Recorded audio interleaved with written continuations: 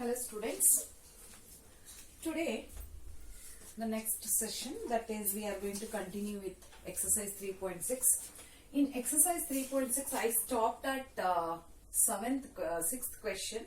After this we have two more questions, that is 7th and 8th. I'll finish this 7th and 8th.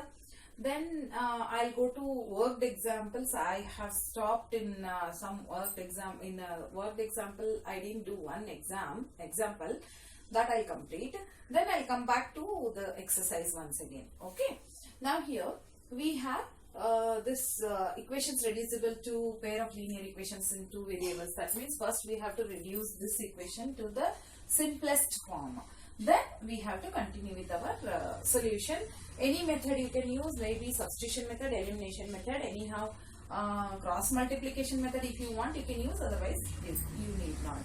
Now here in this we have this 10 divided by x plus y, 2 divided by x minus y. You can just observe that these are same. That is divided by x plus y and divided by, in the denominator they are same. That means what I can take it here as, let 1 divided by x plus y becomes a, let this be a, and then I'll take 1 divided by x minus y as b.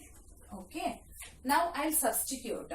That is 10a plus 2b is equal to 4. See, 1 divided by x minus y is b. 1 divided by x plus y is a. Therefore, it is 10a plus 2b is equal to 4. Similarly, what happens here is that 15a, this becomes 15a minus 5b is equal to minus 2. Now we got two simultaneous equations. We have to solve this. How I already told you how to do it. So what I will do here is that these two I will take for the multiplication. That means this 5 I will multiply here, this 2 I will multiply here. That means here this will be into 2 and here this will be into 5. Now multiply.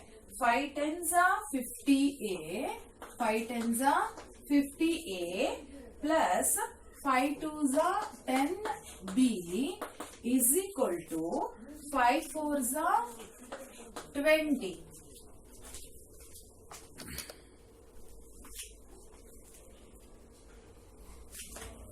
And 2 into 15, here 15 twos are 30a, and this is 2 fives are 10. So minus 10b is equal to 2 twos are 4. Okay. So I have multiplied here, because if you take 10 and 15 as a multiplication, what would have happened? It will become a more number for the multiplication and cancellation. So I thought that let us make it with a simple multiplication. That's the reason. Okay. Now this 5 is multiplied here, this 2 is multiplied here. Now you can just observe that, this is plus and minus already, it is both are in a different sign. So we can directly cancel them. That means there is no need of changing the sign. Okay. Now this is 50 plus 30 is 80a is equal to 20 minus 4 here is 16. Therefore a is equal to 16 by 80. Cancel it. 1s are 5s are. That means a is equal to 1 divided by 5. Let us find out the value of b now. That means substitute a is equal to 1 by 5 in any one of these two equations. So let me take it as a 1. Let me substitute the value of this as here in equation 1. A is equal to 1 by 5 in equation 1. So 10a plus 2b is equal to 4. This 2b I have taken here. Okay. Now let me substitute. 10 into a is 1 divided by 5 plus 2b is equal to 4. I have just substituted the value of a here. Now 5 ones are 5 twos are. Therefore 2 plus 2b is equal to 4. Now this 2b you keep it here itself and take 2 to the other side. This plus 2 when it goes to the other side minus 2. And b is equal to 4 minus 2 is 2. 2 divided by 2 is equal to 1. That means here this 2 comes down and 4 minus 2 is 2. 2 get cancelled. Therefore, b is equal to 1. Now I got the value of a as 1 by 5 and b as 1. Let me substitute this here to find out the value of x and y. See here, there is a double calculation in this. So you should be very careful. Now a is 1 divided by x plus y. That means the reciprocal of a is x plus y. Okay. I will just show you how to take it here. See. A is equal to 1 divided by x plus y as well as a is 1 by 5. A andre navel find out madidhivi illi. A is actually 1 divided by x plus y, but whereas a is also 1 divided by 5. So it is nothing but the denominators can be taken equal. That means x plus y is equal to 5. Okay. Now coming to b. B is equal to, what is b is equal to 1 divided by x minus y is nothing but this 1. 1 can be written as 1 by 1 also. That means it is nothing but x minus y is equal to 1. Now I got again two equations. One is x plus y is equal to 5. X minus y is equal to 1. Now I have to solve this once again. I have to solve that once again. I will show you how to do it. Okay, let me take here x plus y is equal to 1 and x plus y is equal to 5 and x minus y is equal to 1. ಈಗ ಮತ್ತೆ ನನಗೆ xy ಬೇಕು. xy ಬರೋವರೆಗೂ I have to do the problem. Now plus 5 minus 5 cancelled. 1x plus 1x is 2x is equal to 6. Therefore x is equal to 6 by 2 3. ನೋಡಿ ಈ ತರದ problems ಇದ್ದಾಗ x and y ಅಂತ ಎರಡು ಸತಿ ತಗೊಂಡಾಗ you will have 2 times substitution. ಈ ತರ ಎರಡು ಸತಿ ಬರುತ್ತೆ. So that you have to keep it in your mind. That means now I got the value of x. Now let me take substitute this x in any one of these two equations to get the y value. ನೋಡಿ x plus y 5 ಅಂದ್ಮೇಲೆ x 3 ಅಂದ್ಮೇಲೆ y 2 ಬರಲೇಬೇಕಲ್ವಾ, ಅದು ಗೊತ್ತಿರೋ ಅಂತ ವಿಷಯ. So anyhow let me substitute x is equal to 3 in equation ಅಲ್ಲಿ 1 2 ತಗೊಂಡಿದ್ವಲ್ಲ, ಇದನ್ನ 3 and 4 ಅಂತ ತಗೊಳ್ಳೋಣ. Okay, so in equation 3. Okay, x plus y is equal to 5. Therefore, x is 3. 3 plus y is equal to 5 and y is equal to 5 minus 3. Therefore, the value of y here is 2. ಹಾಗಾದ್ರೆ ಎಷ್ಟು ಬಂತು? x is 3 and y is equal to 2. Okay, let us continue with the next one. Here actually you have to remember clearly that this kind of a problem will have two times the substitution. ಅಂದ್ರೆ first ನೀವು A B find out ಮಾಡ್ತೀರಾ, ಮತ್ತೆ X Y find out ಮಾಡ್ತೀರಾ. So ಹಾಗಾಗಿ 2 times substitution ಬರುತ್ತೆ. So that you have to keep it in your mind. This kind of a question will be there for 5 marks. Okay,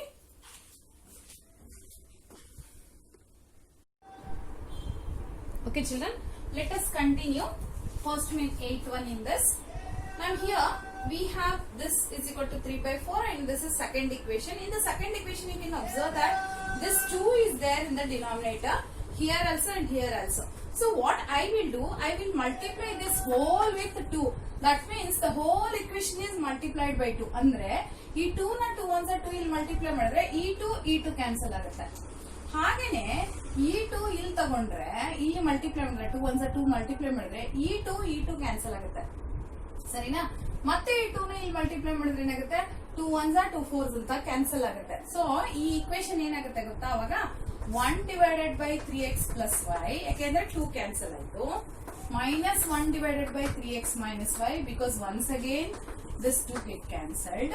This equal to minus 1 by 4. ಅಂದ್ರೆ 2 ಇಂದ multiply ಮಾಡಿರೋದಕ್ಕೋಸ್ಕರ ಇಲ್ಲಿ ಏನಾಯ್ತು? e2 cancel ಆಯ್ತು, e2 cancel ಆಯ್ತು, 2 4s ಹೋಯ್ತು. ಈಗ ನಾನೇನ್ ಮಾಡ್ತೀನಿ, this I will take it as a, this I will take it as b. That means let 1 by 3x plus y is equal to a and 1 divided by 3x minus y is equal to b ಅಂತ ತಗೊಳ್ತೀನಿ. ಆಯ್ತಾ? ಈಗ ಏನಾಗುತ್ತೆ ಅಂತ ಹೇಳಿದ್ರೆ this becomes equation 1 becomes 1 and 2 ಅಂತ ಬರ್ಕೊಳ್ಳೋಣ. ಇದು 1 2. So 1 and 2 equation becomes what they becomes that a plus b is equal to 3 by 4. a plus b is equal to 3 by 4. A minus b is equal to minus 1 by 4. A minus b is equal to minus 1 by 4. Okay. Now let me take this here, these two as a plus b is equal to 3 by 4. A minus b is equal to minus 1 by 4. Simultaneous equations ಆಯ್ತು. ಈಗ plus b ಮತ್ತು minus b cancelled. This 1a becomes 2a is equal to 3/4 ಅಲ್ಲಿ 1/4 ಹೋದ್ರೆ ಏನಾಗುತ್ತೆ? half. 3/4 minus 1/4 is half. ನಿಮ್ಗೆ ಗೊತ್ತಲ್ವಾ 3/4 ಅಲ್ಲಿ ಮುಕ್ಕಾಲಲ್ಲಿ ಕಾಲ್ ತೆಗೆದ್ರೆ ಎಷ್ಟು? ಅರ್ಧ ತಾನೆ. ಅದನ್ನ ಬರ್ಕೋಬಹುದು ಅಥವಾ ನೀವು ಸಾಲ್ವ್ ಮಾಡಬಹುದು. ಅಂದ್ರೆ 3/4 minus 1/4 ಮಾಡಿ 4 is the LCM. 3 minus 1 is 2. 2 ones are 2 2s are half. ಹೀಗೆ ಮಾಡಿದ್ರು ಆಗುತ್ತೆ ಅಥವಾ you can even do it by taking it as a 3/4 minus 1/4 ಅಂದ್ರೂ ಆಯ್ತು. ಈಗ ಈ 2 ಈ ಕಡೆ ತಗೊಂಡ್ ಬರೋಣ. ಅವಾಗ ಏನಾಗುತ್ತೆ? a is equal to 1 by 4 ಅಂತ ಆಯ್ತು. ಈ 2 ಈ ಕಡೆ ತಗೊಂಡ್ ಬಂದ್ರೆ ಡಿವೈಡೆಡ್ ಬೈ 2 ಬರುತ್ತೆ. ಹಾಗಾಗಿ ಇಲ್ಲೊಂದು 2 ಇದೆ, ಈ 2 ಎರಡು ಸೇರಿ ಏನಾಯ್ತು? 1 by 4. 2 2s are 4 ಅಂತ. ಸರಿನಾ? So this is a is equal to 1 by 4. ಈಗ ನಾನು b ಫೈಂಡ್ ಔಟ್ ಮಾಡ್ತೀನಿ. Substitute a. Let me take this as 3 and 4. Okay. Substitute a is equal to 1 by 4 in equation 3. ಇವಾಗ equation 3 ನಲ್ಲಿ ಹಾಕೊಳ್ಳೋಣ. So ಅಲ್ಲಿಗೆ ಏನಾಯ್ತು? a plus b is equal to 3 by 4 ಅಲ್ವಾ? a is 1 by 4 plus b is equal to 3 by 4. ನಾನೇನ್ ಮಾಡ್ತೀನಿ? ಈ 1 by 4 ಆ ಕಡೆ ತಗೊಂಡು ಹೋದ್ರೆ minus 1 by 4 ಆಯ್ತು. ಅಗೇನ್ 3/4 minus 1/4 ಎಷ್ಟಾಯ್ತು? ಹಾಫ್. 3/4 ಅಲ್ಲಿ 1/4 ಹೋದ್ರೆ ಹಾಫ್ ಸಿಕ್ತು. ಹಾಗಾದ್ರೆ ನಂಗೆ a ವ್ಯಾಲ್ಯೂ ಸಿಕ್ತು, b ವ್ಯಾಲ್ಯೂ ಸಿಕ್ತು. ಇವಾಗ ನಾನು ಈ a b ವ್ಯಾಲ್ಯೂ ಅನ್ನ ಇಲ್ಲಿ ಹಾಕೊಳ್ತೀನಿ. ಯಾಕೆ ಅಂತ ಹೇಳಿದ್ರೆ ಇಲ್ಲಿ ನೋಡಿ, ಈ a ಏನಿದೆ 1/3x plus y, b is equal to 1/3x minus y ಇದೆಯಲ್ಲ, ಇದನ್ನ ಎರಡು ನೋಡೋಣ ಹೇಗಾಗುತ್ತೆ ಅಂತ. ಇವಾಗ ಏನ್ ಚೇಂಜಸ್ ಆಗುತ್ತೆ ಅಂತ ನಾನು ನಿಮ್ಗೆ ಹೇಳ್ತೀನಿ ನೋಡಿ ಇವಾಗ. ಸರಿನಾ?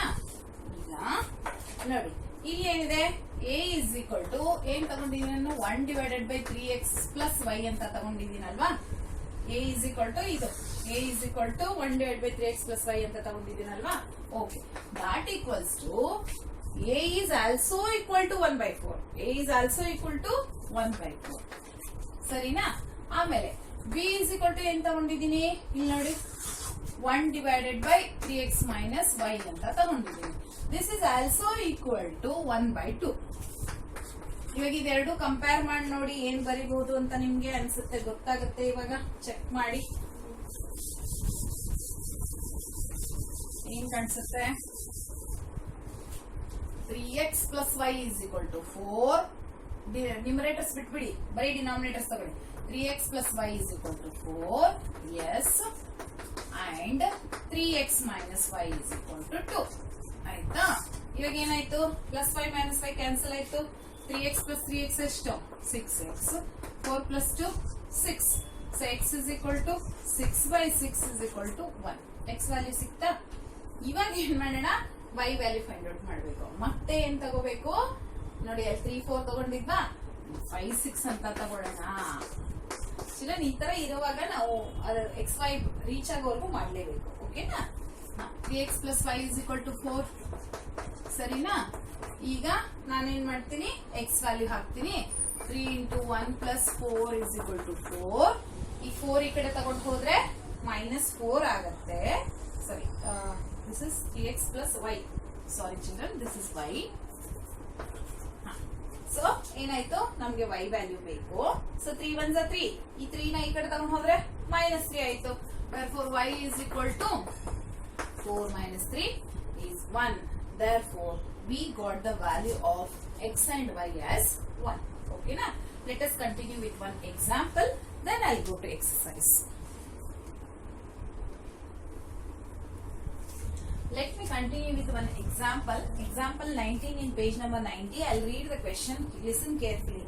A boat goes 30 km upstream. ಅಂದ್ರೆ ಒಂದು ಬೋಟ್ ಹೋಗ್ತಾ ಇದೆ. ಅಪ್ಸ್ಟ್ರೀಮ್ ಅಂದ್ರೆ ಮೇಲೆ ಹತ್ತೋದು ಅಂತ ಅಲ್ವಾ?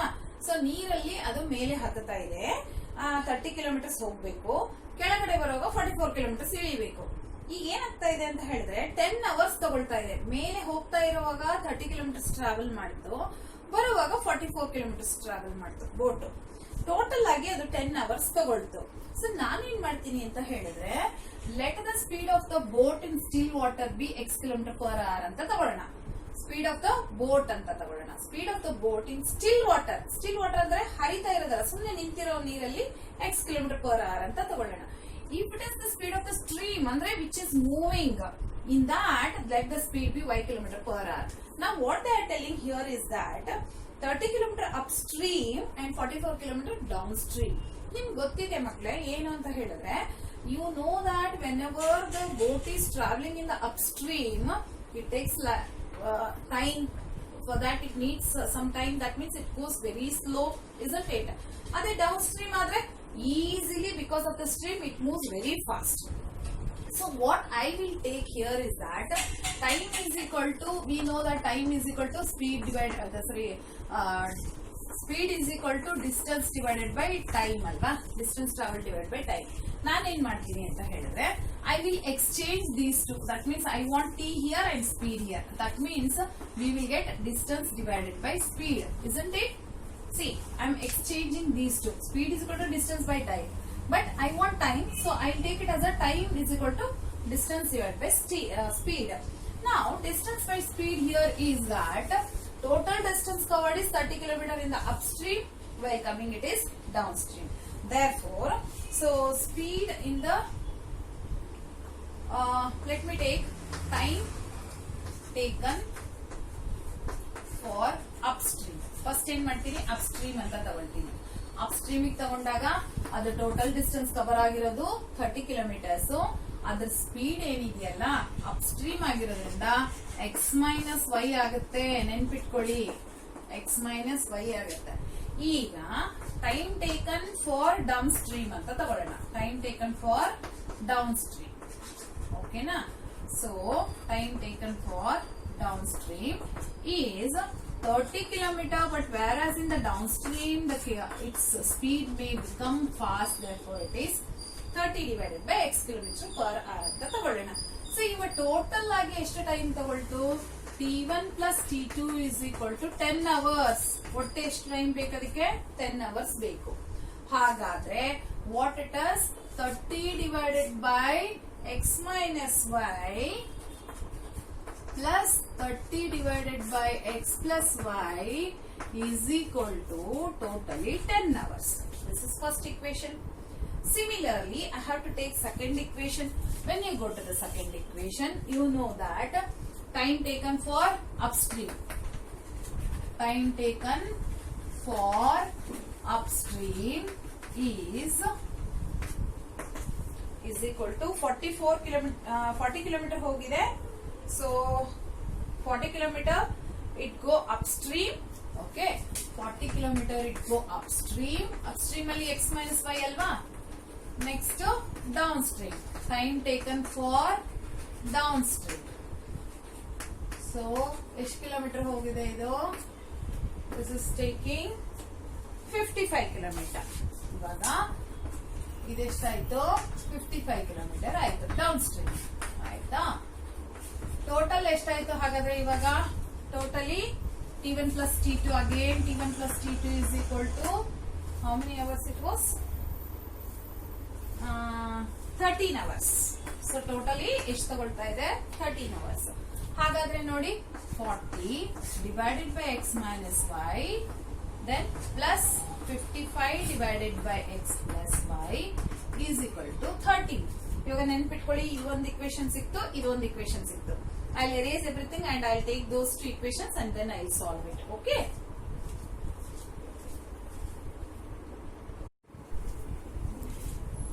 So this problem is simple actually if you understand it. ಹಾಗಾದ್ರೆ 30 ಕಿಲೋಮೀಟರ್ ಒಂದು upstream ಅಲ್ಲಿ, 30 ಕಿಲೋಮೀಟರ್ downstream ಅಲ್ಲಿ, together it is traveling 10 kilometers ಅಲ್ವಾ?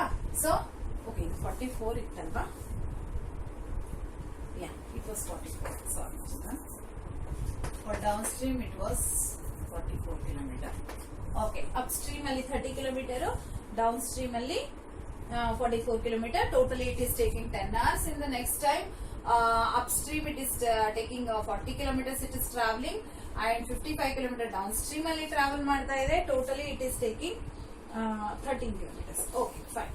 Now what I will do, this once again are the equations which I have already taught you in 8th question and 7th question. First means 7th and 8th solve ಮಾಡಿದೀನಿ ಅಲ್ವಾ. In that case, if you take it as 1 divided by x minus y ಅನ್ನ a ಅಂತ ತಗೊಳ್ಳೋಣ, 1 divided by x plus y ಅನ್ನ b ಅಂತ ತಗೊಳ್ಳೋಣ. So let 1 divided by x minus y is equal to a and 1 divided by x plus y is equal to b ಅಂತ ತಗೊಳ್ಳೋಣ. So again ಆಯ್ತು 30 divided by x minus y ಅಂದ್ರೆ 1 by x minus y is 30a. Therefore 30a plus 44b is equal to 10. ಓಕೆನಾ? ಹಾಗೆ ಇದು 40a plus 55b is equal to 13. ನನಗೆ ಇವಾಗ x and y ಬೇಕು. First a and b find out ಮಾಡಿ, ಆಮೇಲೆ x and y ನ find out ಮಾಡೋಣ. Now see that I have to make any one of these two equal. ಅಂದ್ರೆ ಈ 44 55 ಇಂದ ಮಲ್ಟಿಪ್ಲೈ ಮಾಡಬೇಕು ಅಥವಾ 40 ಮತ್ತು 30 ಇಂದ ಮಲ್ಟಿಪ್ಲೈ ಮಾಡಬೇಕು. ಸೊ ದಿಸ್ ಇಸ್ ಸಿಂಪಲ್ ಅಲ್ವಾ. ಈ 40 ನ ಇಲ್ಲಿ ತಗೊಳ್ಳಿ ಮತ್ತೆ ಈ 30 ನ ಇಲ್ಲಿ ಮಲ್ಟಿಪ್ಲೈ ಮಾಡಿ. This is simple, isn't it? So 4 3s are 1200 ಯಾಕಂದ್ರೆ 2 zeros ಇದೆ. Okay, 1200a plus 40 into 44, 4 4s are 16, again 4 4s are 16, 1760, and this is 400. 40 into 10 400. ಈಗ ಮತ್ತೆ 1200. Okay, because 3 4s are 12, double 0 ಹಾಗೆ ಇಟ್ಕೊಳ್ಳಿ. Plus 3 5s are 15, 3 5s are 15. Okay, into b is equal to 13 3s are 39. 13 3s are 39. ಇವಾಗ equation ready ಆಯ್ತು ನನಗೆ. So let me change all the signs. ಇವಾಗ ಏನಾಯ್ತು, 1200 ಹೋಯ್ತು. 1760 minus 1650, 400 minus 390. From 1760 let us remove this 0 1 1. Okay, this equals to 10. B 110b is equal to 10. So b is equal to 10 divided by 110. See, ಈ division ತುಂಬಾ careful ಆಗಿ ಮಾಡಬೇಕು ನೀವು. 110 ಕೆಳಗಡೆ ಬರುತ್ತೆ, 10 ಗೆ ಕೆಳಗಡೆ 110 ಬರುತ್ತೆ. ಹಾಗಾಗಿ 10 by 110 ಅಂದ್ರೆ b is 1 by 11. Now I have to find out a. ಯಾವ್ದು ಸಬ್ಸ್ಟಿಟ್ಯೂಟ್ ಮಾಡೋಣ. Let me take this as 1, take this as b. ನಾನು ಏನ್ ಮಾಡ್ತೀನಿ, ಏನಲ್ಲಿ ಸಬ್ಸ್ಟಿಟ್ಯೂಟ್ ಮಾಡೋಣ. Substitute b is equal to 1 by 11 in equation 1. ಓಕೆನಾ? equation 1 ನಲ್ಲಿ ಹಾಕೊಳ್ಳೋಣ.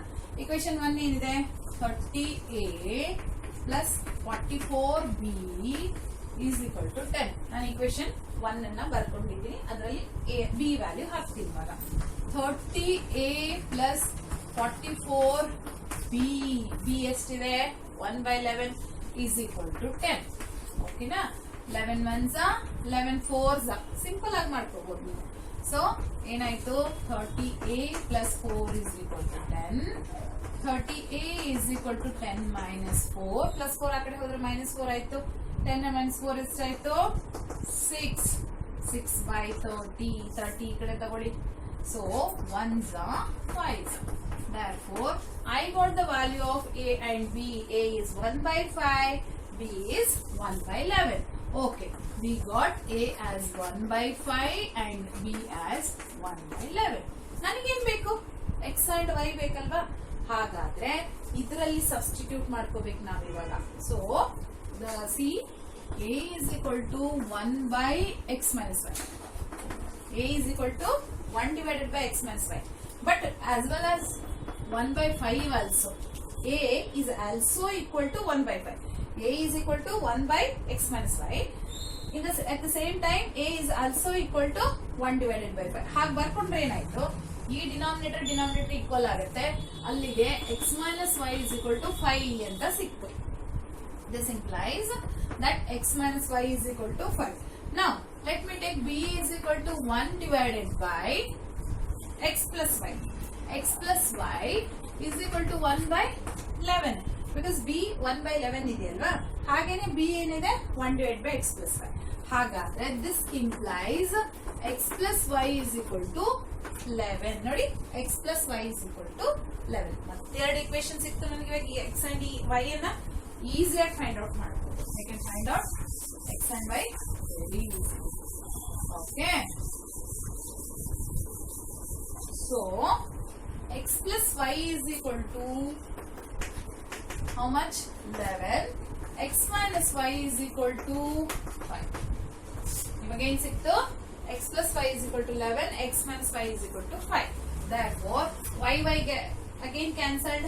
So x and x ಎಷ್ಟಾಯ್ತು? 2x. 11 plus 5 ಎಷ್ಟು? 16. Therefore x is equal to 16/2. 8 km/h. x ಏನು? The speed of the boat in still water. Next y ಬೇಕು. y is speed of the boat in stream. Okay, therefore substitute x.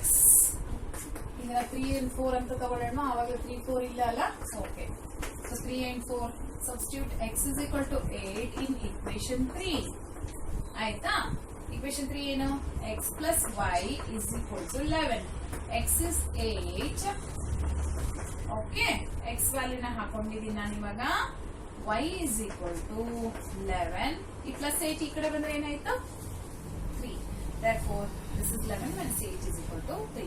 ಹಾಗಾದ್ರೆ in a stream the speed is 3 km. ನೋಡಿ, still water ಅಲ್ಲಿ ಆರಾಮ್ಸೆ ಹೋಗುತ್ತೆ. ಯಾಕಂತ ಹೇಳಿದ್ರೆ ಅದು ಅಷ್ಟೊಂದು ಸ್ಟ್ರೀಮ್ ಹೆವಿ ಇರಲ್ಲ. ಸ್ಟ್ರೀಮ್ ಅಲ್ಲಿ ಅಂದ್ರೆ ಫೋರ್ಸ್ ಇರುತ್ತಲ್ವಾ, ಹಾಗಾಗಿ ಸ್ಲೋ ಆಗಿ ಹೋಗುತ್ತೆ. Okay, let us go to the exercise problem. Children, I have taken from exercise 3.6 second main first one. Here it is given that Ritu can row downstream 20 km in 2 hours and upstream 4 km in 2 hours. ಅಷ್ಟೇ ಕೊಟ್ಟಿದ್ದಾರೆ. ಅಂದ್ರೆ ರೀತು ಏನ್ ಮಾಡ್ತಾ ಇದ್ದಾಳೆ ಅಂತ ಹೇಳಿದ್ರೆ 20 km in 2 hours. ಯಾವ ಇದರಲ್ಲಿ? Down stream 20 km ಹೋಗಕ್ಕಾಗತ್ತೆ. ಇಳಿಜಾರಲ್ಲಿ ಆರಾಮ್ಸೆ ಹೋಗ್ಬೋದಲ್ವಾ, ನೀರ್ ಫೋರ್ಸ್ ಇದ್ದಾಗ. ಹಾಗಾಗಿ ಏನಾಗ್ತಾ ಇದೆ, ಡೌನ್ ಸ್ಟ್ರೀಮ್ ಅಲ್ಲಿ ಅವಳು ಏನ್ ಮಾಡ್ತಾ ಇದ್ದಾಳೆ, ಈಸಿಯಾಗಿ ಕೆಳಗಡೆ 20 km ಟ್ರಾವೆಲ್ ಮಾಡ್ತಾಳೆ. But where as when she has to come back for the up stream it is 4 km only she can cover in 2 hours. ಹೋಗುವಾಗ 2 hours, ಬರುವಾಗ 2 hours. ಆದ್ರೆ ಹೋಗುವಾಗ ಡೌನ್ ಸ್ಟ್ರೀಮ್ ಅಲ್ಲಿ 20 km ಕವರ್ ಮಾಡಕ್ಕಾಗತ್ತೆ, ಆದ್ರೆ ಅಪ್ ಸ್ಟ್ರೀಮ್ ಅಲ್ಲಿ ಬರೀ 4 km cover ಮಾಡಕ್ಕಾಗತ್ತೆ. ಹಾಗಾದ್ರೆ you have to find out the speed in still water and the speed in the current. So ನಾನು ಏನ್ ಮಾಡಿದೀನಿ, ಕರೆಂಟ್ ಅಂದ್ರೆ ಸ್ಟ್ರೀಮ್ ಅಂತ.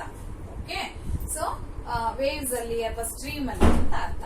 So let the speed in still water B x km/h and in current off the water that is y km/h ಅಂತ ತಗೊಂಡಿದ್ದೀನಿ. ಈಗ ಏನಾಯ್ತು, down stream t is equal to 20/x+y. ಯಾಕಂದ್ರೆ ನಾನು ಡೌನ್ ಸ್ಟ್ರೀಮ್ ಅಲ್ಲಿ ಹೇಳಿದೀನಿ x+y ತಗೋಬೇಕು ಅಂತ. ಆಯ್ತಾ? ಸ್ಪೀಡ್ ಅನ್ನ x+y ಇರುತ್ತೆ. ಡೌನ್ ಅಪ್ ಸ್ಟ್ರೀಮ್ ಅಲ್ಲಿ x minus y ಸ್ಪೀಡ್ ಇರುತ್ತೆ. ಸೊ ಇದೇನ್ ತಗೊಂಡಿದ್ದೀನಿ ನಾನು, distance covered divide by speed. Distance covered divide by speed is equal to time taken. Time taken for both of this is 2 hours ಅಂತ ತಗೊಂಡಿದ್ದೀನಿ. ನಾನು ಏನ್ ಮಾಡ್ತೀನಿ, ಇದನ್ನ ಈಕ್ವೇಶನ್ ಫಾರ್ಮ್ ಮಾಡ್ತೀನಿ. ಈ x+y ಮೇಲೆ ತಗೊಂಡ್ರೆ ಏನಾಯ್ತು, 20 is equal to 2 into bracket x+y. ಆಯ್ತಾ? ಈ ಕಡೆ ತಗೊಂಡ್ರೆ ಏನಾಯ್ತು, 2 into bracket x+y ಆಯ್ತು. ಈಗ ಏನ್ ಮಾಡ್ತೀನಿ ಅಂತ ಹೇಳಿದ್ರೆ ಸೆಕೆಂಡ್ ಒನ್ ತಗೊಳ್ತೀನಿ, ಇದನ್ನ ಮತ್ತೆ ಮೇಲೆ ತಗೊಳ್ತೀನಿ. ಅವಾಗ 4 is equal to 2 into bracket x minus y ಅಂತ ಮಾಡ್ತೀನಿ. ಸರಿನಾ? ನೋಡಿ, I can make this a bit simple. I want to make it as a simple, otherwise ಬೇಡ ಬಿಡಿ, confusion ಬೇಡ. Let me multiply. 2 into x 2x plus 2 into y 2y is equal to 20. Rearranging, I am just rearranging. 2x plus 2y is equal to 20. Rearrange. That's all. ನಾನೇನ್ ಮಾಡ್ತಾ ಇದ್ದೀನಿ, rearrange ಮಾಡ್ತಾ ಇದ್ದೀನಿ. ಆಮೇಲೆ 2 into x 2x 2 into y 2y is equal to 4. Just rearrange ಮಾಡಿದ್ದೀನಿ ನಾನು. Multiply ಮಾಡಿ rearrange ಮಾಡಿದ್ದೀನಿ. ಈಗ ಏನಾಯ್ತು, 2y ಹೋಯ್ತು. ಸೊ 2x plus 2x ಎಷ್ಟು, 4x is equal to 20 plus 4 is 24. 4x equal to 24. 4x is equal to 24.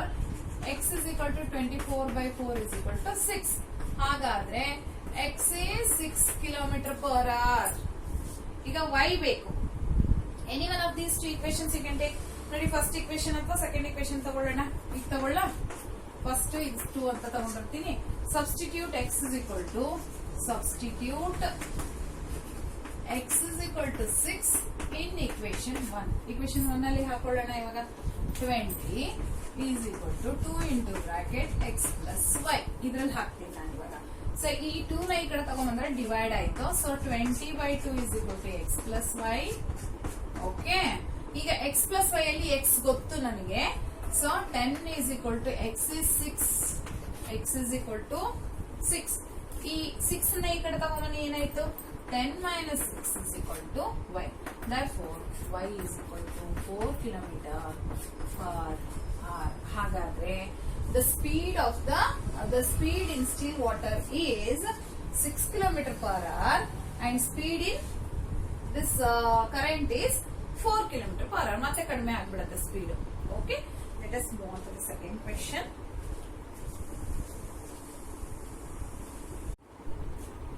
Children, I am taking next problem, second one. Okay, this is second one. ನೋಡಿ ಏನ್ ಕೊಟ್ಟಿದ್ದಾರೆ ಅಂದ್ರೆ 2 women and 5 men can together finish an embroidery work in 4 days, while 3 women and 6 men can finish it in 3 days ಅಂತ ಕೊಟ್ಟಿದ್ದಾರೆ. ಅಲ್ಲಿಗೆ 2 women ಆಮೇಲೆ 6 men ಆಯ್ತಾ, together can complete the work in 4 days ಅಂತ ಕೊಟ್ಟಿದ್ದಾರೆ. ಹಾಗೇನೆ 3 women plus 6 men can do it together to complete the work in 3 days ಅಂತ ಕೊಟ್ಟಿದ್ದಾರೆ. Find the time taken by one woman alone to finish the work and also one man alone to complete the work. ಈಗ ನೋಡಿ, ನಿಮ್ಗೆ ಗೊತ್ತಿದೆ proportion ಮಾಡುವಾಗ previously when teachers var doing about this proportions ಅವ್ರು ಮಾಡಿದ್ದಾರೆ. ನಿಮ್ಗೆ ವರ್ಕ್ ಅನ್ನ ನಾವು ಯಾವಾಗ್ಲೂ ಇನ್ವರ್ಸ್ಲಿ ಪ್ರಪೋರ್ಷನಲ್ ಅಂತ ತಗೊಳ್ತೀವಿ. ಫಾರ್ ಎಕ್ಸಾಂಪಲ್, ಒಂದು wall ಕಟ್ಟಿಸುವಾಗ when we have to build a wall, think that we have to build a wall. ಆ ವಾಲ್ ಕನ್ಸ್ಟ್ರಕ್ಷನ್ ಮಾಡುವಾಗ ನಿಮ್ಗೆ ಗೊತ್ತಿದೆ, ಜನ ಜಾಸ್ತಿ ಆದಷ್ಟು ಡೇಸ್ ಕಡಿಮೆ ಆಗುತ್ತೆ ಅಲ್ವಾ, ಯಾಕಂದ್ರೆ ವರ್ಕ್ ಲೋಡ್ ಕಡಿಮೆ ಆಗುತ್ತೆ. ಅವಾಗ whenever the number of labors increases, the work decreases, the number of days decreases. ಹಾಗಾದ್ರೆ they are inversely proportional. ಹಾಗೇನೆ this consists of inversely proportional principle. We are using the principle of inversely proportional principle. ಈಗ ನಾನೇನ್ ಮಾಡ್ತೀನಿ, let the days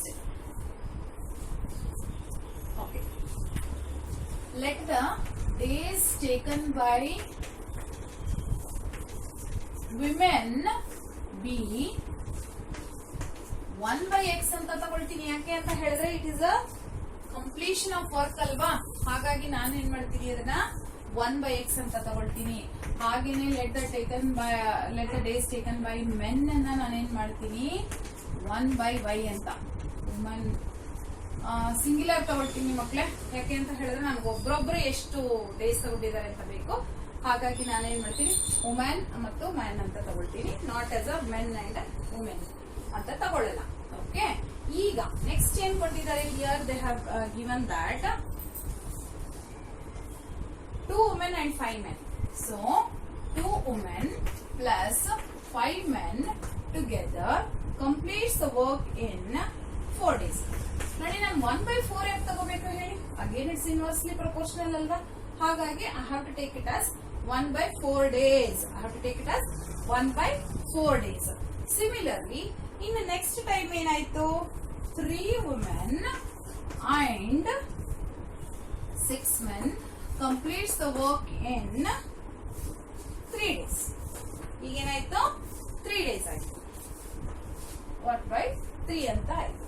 first ನಾನೇನ್ ಮಾಡ್ತೀನಿ ಅಂತ ಹೇಳಿದ್ರೆ, I have to solve this equation. ಈಗ ಇದನ್ನ WM ಅಂತಾನು ಇಟ್ಕೋಬಹುದು, otherwise you can change it as x and y. ನಾನಲ್ಲಿ x and y ತಗೊಂಡಿರೋದ್ರಿಂದ ನಾನೇನ್ ಮಾಡ್ತಾ ಇದ್ದೀನಿ, x and y ಅಂತ ಕನ್ವರ್ಟ್ ಮಾಡ್ಕೊಳ್ತಾ ಇದ್ದೀನಿ. Okay, now this equals to, I have to form the equation first. Forming the equation ಇಲ್ಲಿ ಒಂದು ಸಿಂಪಲ್ ಮೆಥಡ್ ಮಾಡ್ಕೊಳ್ಳಿ. ಈ 4 ಅನ್ನ ಇಲ್ಲಿ ಮಲ್ಟಿಪ್ಲೈ ಮಾಡ್ಕೊಂಡ್ಬಿಡಿ, ಈ 3 ನ ಇಲ್ಲಿ ಮಲ್ಟಿಪ್ಲೈ ಮಾಡ್ಕೊಂಡ್ಬಿಡಿ, ಸರಿನಾ? ಅಂದ್ರೆ 4 ಇಲ್ಲಿ ಬಂದು ಮಲ್ಟಿಪ್ಲೈ ಆಯ್ತು. 4 2s are 8x, 4 5s are 20y is equal to 1. First equation. Second equation, 3 3s are 9x, 6 3s are 18y is equal to 1. Equation change ಮಾಡಿದೆ ನಾನು ಇವಾಗ. ಈಗ ನಾನೇನ್ ಮಾಡ್ತೀನಿ ಅಂತ ಹೇಳಿದ್ರೆ ಐ ವಿಲ್ ಜಸ್ಟ್ ಮಲ್ಟಿಪ್ಲೈ. ಯಾವುದು ನೋಡಿ, ಈ 9 ಅನ್ನ ಇಲ್ಲಿ ಮಲ್ಟಿಪ್ಲೈ ಮಾಡ್ತೀನಿ, ಈ 8 ಅನ್ನ ಇಲ್ಲಿ ಮಲ್ಟಿಪ್ಲೈ ಮಾಡ್ತೀನಿ. So 9 8s 72x, 9 2s 180y, 9 1s 9, 9 1s 9 again, 8 9s 72x, 18 8s gives you 144. Y is equal to 8 1s 8. Okay, so here minus minus minus it cancelled. So 180 minus 144, 36y is equal to 9 minus 8 1. ಹಾಗಾದ್ರೆ I got y is equal to 1 divided by 36. Okay, let me find out y now. Okay, so substituting any one of these equations, let me take this as 1 and this as 2. ಸರಿನಾ? ಹಾಗಾದ್ರೆ let me get that. Substitute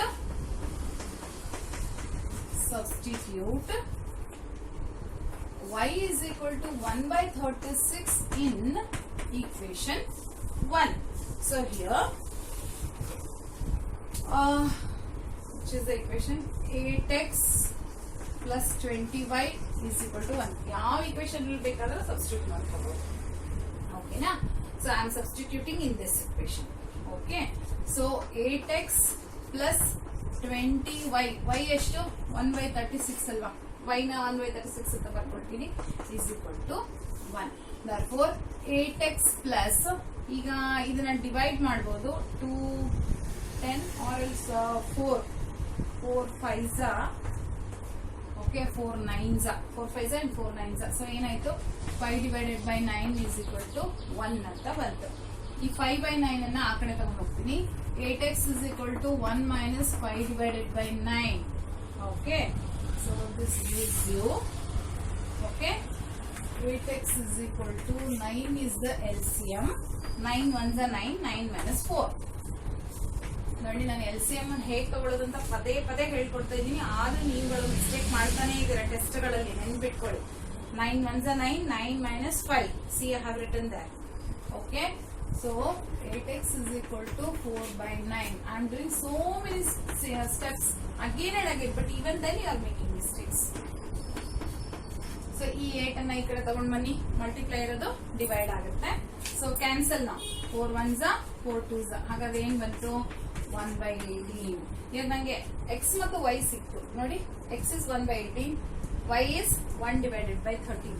but ನಮ್ಗೇನ್ ಬೇಕು, 1 by x 1 by y ಬೇಕಲ್ವಾ, ಹಾಗಾಗಿ x is 1 by 18 ಅಂದ್ರೆ 1 by x ಏನಾಯ್ತು, therefore 1 by x is equal to 18.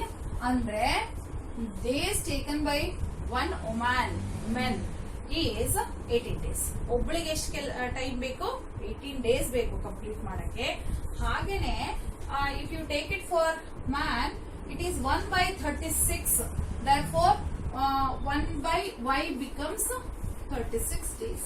ಹಾಗಾದ್ರೆ this many days are required to complete the work by woman and man. Okay, let us continue the next one.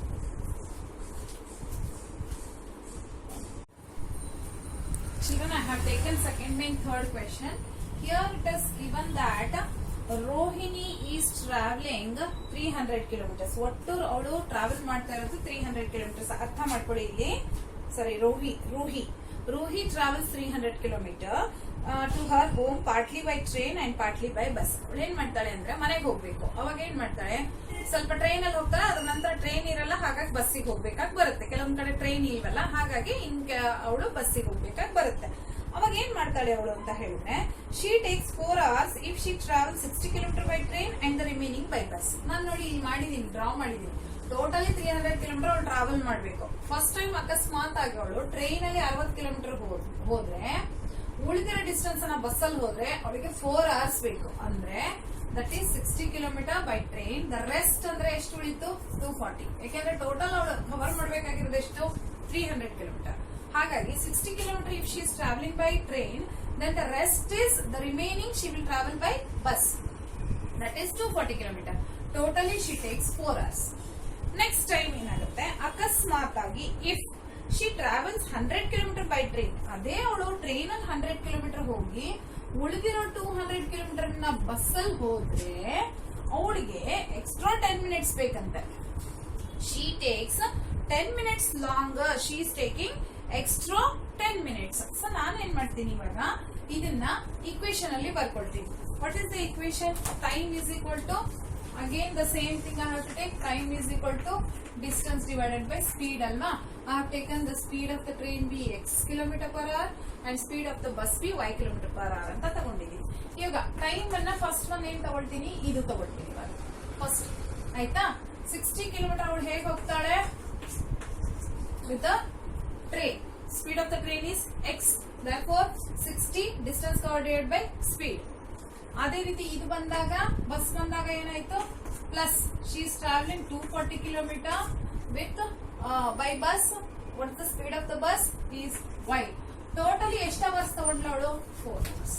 Sir then the equation becomes here t1 is equal to 60 by x, t2 is equal to 240 by y.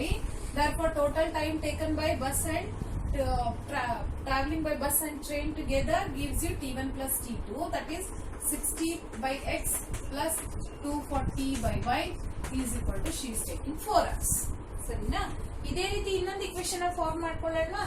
ಈ ಇನ್ನೊಂದು equation form ಮಾಡುವಾಗ ನೋಡಿ, 4 hours 10 minutes ಅಂತ ಇದೆ. ಅದನ್ನ first convert ಮಾಡ್ಬೇಕು ನಾನು. 4 hours 10 minutes ಅನ್ನ ನಾನು ಕನ್ವರ್ಟ್ ಮಾಡ್ಬೇಕು. 4 10 minutes ಅನ್ನ ಡಿವೈಡೆಡ್ ಬೈ 60 minutes ಅಂತ ಮಾಡ್ಕೋಬೇಕು. ಅವರ್ಸ್ ಮಾಡ್ಬೇಕು ಅಂದ್ರೆ ಡಿವೈಡ್ ಬೈ 10 ಅನ್ನ 60 ಇಂದ ಡಿವೈಡ್ ಮಾಡಬೇಕು. Because 1 hour is equal to 60 minutes. ಆಯ್ತಾ? ಕ್ಯಾನ್ಸಲ್ ಮಾಡಿ. 0 0 10 1 10 6 ಹೋಯ್ತಲ್ವಾ? ಸೊ ಇಲ್ಲ ಏನಾಯ್ತು, 4 1 by 6 is equal to 4 1 by 6. 6 4 24 25 by 6. So now it is in hours. So ಹಾಗಾದ್ರೆ 25 by 6.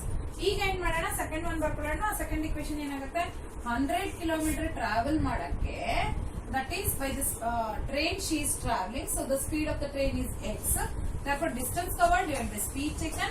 Speed of the train, again the distance covered is 200 kilometer and speed of the bus is this much and the time taken by her is 25 by 6.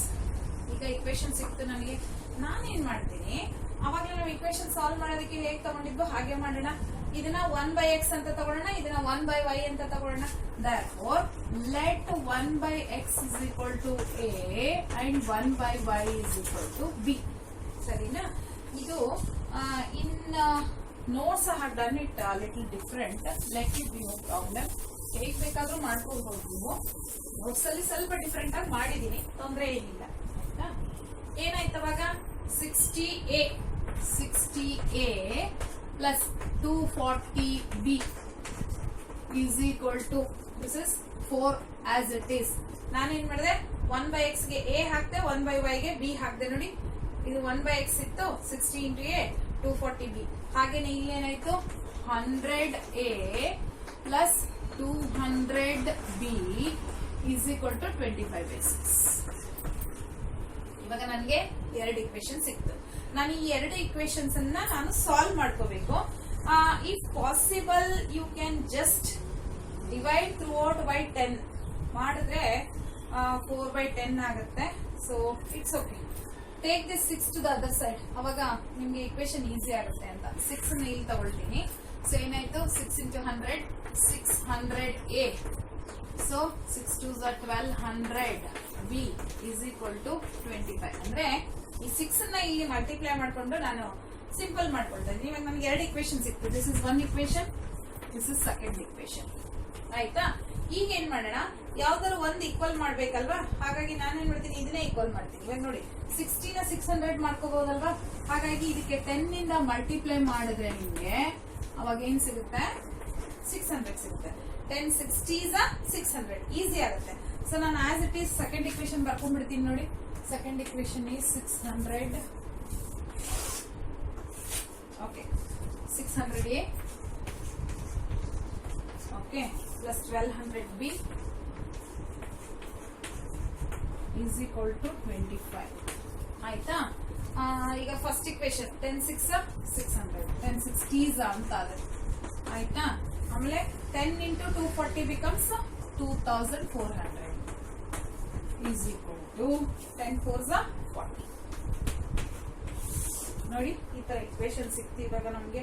ಹಾಗಾದ್ರೆ 10 ಇಂದ ನಾನು multiply ಮಾಡಿದೆ ಇದಕ್ಕೆಲ್ಲ, ಇವಾಗ equation ಸಿಕ್ತು. C ಈ ತರ ಇಕ್ವೇಶನ್ಸ್ ಬಂದಾಗ ನೋಡ್ಕೊಳ್ಳಿ, ಇದು ಸ್ವಲ್ಪ ಮೋರ್ ನಂಬರ್ಸ್ ಇದೆ, ಇದು ಕಡಿಮೆ ಇದೆ. ಸೊ ಹಾಗಾಗಿ ನೀವು ಎಕ್ಸ್ಚೇಂಜ್ ಮಾಡ್ಕೊಂಡಾದ್ರೂ ಮಾಡಿ, ಇಲ್ಲ ಹಾಗೆ ಮಾಡಿದ್ರು ತೊಂದರೆ ಇಲ್ಲ, ಏನು ಪರವಾಗಿಲ್ಲ. ಅಂದ್ರೆ ಮೈನಸ್ ಮೈನಸ್ 1 ಕ್ಯಾನ್ಸಲ್ ಆಗುತ್ತೆ.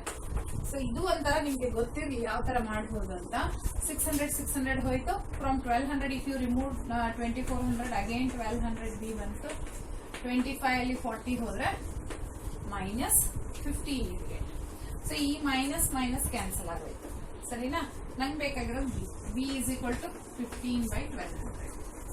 B is equal to 15/1200. So 15 1s 15 8s 120, 15 8s 120, 0 ಹಾಗೆ ಬರ್ಕೊಳ್ತೀನಿ. So 1/80. So value of b here is 1/80. ಈಗ ನಾನು ಎ ಬೇಕು ನನಗೆ. I have to find out a. So substitute b is equal to 1/80 in equation 1. ಈಗ equation 1 ಅಲ್ಲಿ ನಾನು ಏನ್ ಮಾಡ್ತೀನಿ, ಬಿ ವ್ಯಾಲ್ಯೂ ಹಾಕ್ತೀನಿ. ಇಕ್ವೇಶನ್ 1 ಏನಿದೆ 60a plus 240b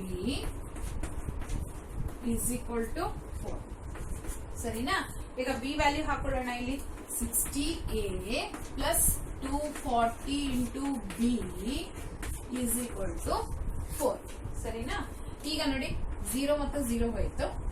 8 1s 8 3s ಆಯ್ತಾ. therefore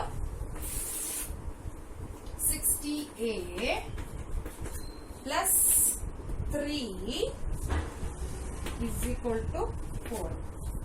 ನೋಡಿ ಇದು 3 81s 83s ಬಂದಿತ್ತು, ಈ 3 ಬಂದಿದೆ. ಸೊ ನಾನು ಅಲ್ಲಿ ಸಬ್ಸ್ಟಿಟ್ಯೂಟ್ ಮಾಡ್ತೀನಿ. ಇವಾಗ 60a is equal to 4 minus 3 is 1 ಆಯ್ತಾ. therefore a is equal to 1/60. ನೋಡಿ ಈ 60 ಈ ಕಡೆ ಬಂದ್ರೆ 1/60 ಆಯ್ತು. ನಂಗೆ ಇವಾಗ b 1/80 ಸಿಕ್ತು, a is 1/60. ಹಾಗಾದ್ರೆ ಇದನ್ನ ನೋಡಿ a is 1/60, b is 1/80 ಇದೆ. ಬಟ್ ನನ್ಗೆ ಏನ್ ಬೇಕು, x and y ಬೇಕು. ನೋಡಿ I want this x and y. therefore let me take here a ನಾವೇನ್ ತಗೊಂಡಿದೀವಿ 1/x ಅಲ್ವಾ. ಹಾಗಾಗಿ ರೆಸಿಪ್ರಕಲ್ ಮಾಡಿದ್ರೆ x ಸಿಗುತ್ತೆ. x is equal to 60 km/h ಮತ್ತು y is equal to 80 km/h. ಯಾಕೆ ಹೇಳಿ, ಇದ್ರದ್ದು ರೆಸಿಪ್ರಕಲ್ ಅಷ್ಟೇ. ಇಲ್ಲಿ ನೋಡಿ x and y ರೆಸಿಪ್ರಕಲ್ ಇದೆ. ಹಾಗಾಗಿ ಆ ರೆಸಿಪ್ರಕಲ್ ತಗೊಂಡ್ರೆ x and y ವ್ಯಾಲ್ಯೂ ಸಿಕ್ತು. ಹಾಗಾಗಿ speed of the train is 60 km/h. Speed of the bus here is 8 km/h. Okay, this is the end of this lesson, that is pair of linear equations in two variables. I want you to practice all the problems, children, because they are very very important. I don't know how many of you are practicing properly. It is better start doing it. Don't waste your time. You have very less time for your revision, so do it fast. And this ends with this I have ended with 7th lesson. In next I'll start with trigonometry. Okay, there are 2 lessons in trigonometry. It is important, don't miss it. Watch carefully. Okay, bye.